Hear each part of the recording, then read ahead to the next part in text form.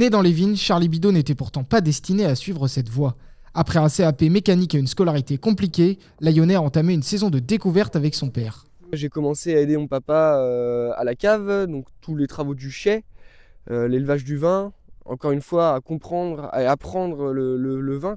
Alors que leurs parents avaient commencé une transition dans les années 80, du conventionnel vers le bio, Charlie et sa sœur Sarah ont décidé de continuer sur cette voie.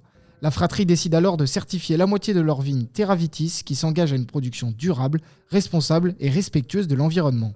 Motivé à aller de l'avant, Charlie sait que le vin se bonifie avec le temps, comme son travail, inspiré par ses ancêtres.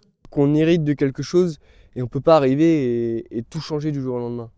Il faut faire des évolutions et pas des révolutions.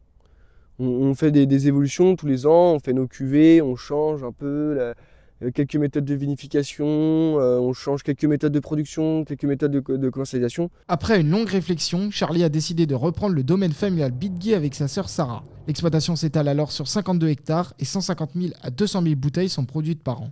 Le vin blanc sec à la mode, leur muscadet attire donc de nombreux clients. Particuliers, grandes surfaces, et les bouteilles sont même prisées à l'étranger. Union européenne, Amérique du Nord, des semaines chargées qui également le Costa Rica et de la passion. C'est des vies qui sont différentes. Après, on l'a choisi, donc on se plaint pas. Mais effectivement, il y a quand même quelques sacrifices à faire. Et pour reprendre une exploitation agricole, faut y être préparé, il faut savoir tout ce qu'on a à faire. Curieux, Charlie ne se contente pas du cépage melon de Bourgogne.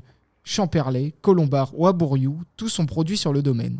Ayant tout l'avenir devant lui, le néo-vigneron aura à cœur de vous faire découvrir ses multiples vins, avec modération bien sûr.